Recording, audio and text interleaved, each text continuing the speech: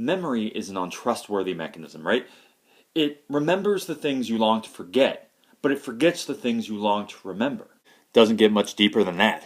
To think of memory as kind of like a repository or like a filing cabinet where you would keep the originals of all the things that happened to you, and when you wanted to remember, you would go back into that filing cabinet, pull out the original memory and look at it and put it back. In reality, it turns out that the act of remembering is a creative act. You see, the original memory isn't stored permanently anywhere, that every time you remember it, you're actually recreating that memory anew.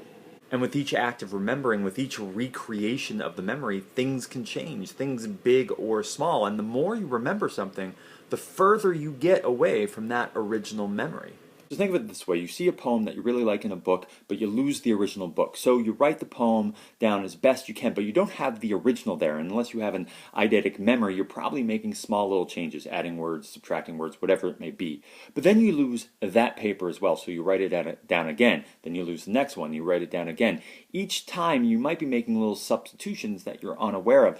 And the more times that you write the poem down, the further you're getting away from that original one. You might ask, does it matter? Does the original poem even matter anymore? Or is the most important version the last version that you wrote down? All that's to say that I have a memory that I'd like to share with you today. A memory that I've been retelling myself since first grade, and because of that I can no longer swear to the veracity of the accuracy of this memory with any certainty. But what I can say is that I have neither intentionally subtracted or added anything to this memory, and it is as true as I can make it. When I was in first grade, I sat behind an absolute angel, the most beautiful girl I had ever seen.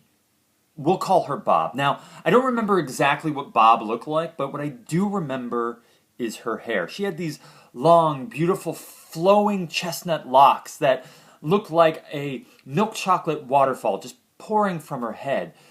And I was absolutely infatuated. I could stare into those velvety folds for hours. I would sniff her hair, even run my fingers through her hair, which eventually got me in trouble and got my seat moved. But it also brought me to the realization that my strategy of basically pulling on her pigtails was not having the desired effect of communicating my deep, deep love for her. So I realized I had to kick things up a notch, and I decided to write her a love letter. Now, I do not remember what this love letter said. I can only imagine being in first grade, it had all the poetry of Dr. Seuss. But I do remember that I gave it to her with gifts, and one of the gifts was a big, giant, fake gold coin that was one of my most valued possessions, mainly because I thought it was pirate's treasure.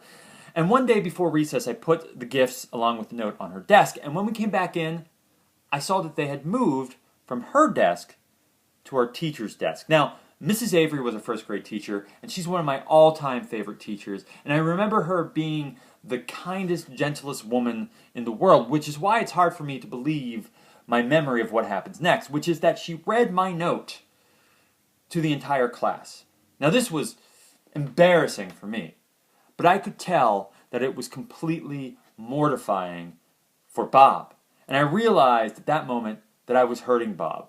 And therein ended my brief courtship of my first grade angel. Sounds stupid, but the reason why I tell myself that memory of my brief career as a stalker over and over again is not just because it's funny or because it's kind of horrifying, but because it traces the history of an open heart. You know, that would not be my last foray into the world of infatuation, rejection, and mortification by any means, and yet my heart stayed open to the possibility of love. And now it has found a home in Adrian, in my fiance, who in a few short months will be my wife. And it's kind of like I have a complete history here. Bob, my first love, in a way, and Adrian, God willing, my last. And my heart is just as open now as it was then. And to me, it's kind of a beautiful thing. God, that was sappy. All right, that's enough. Until next time, peace out!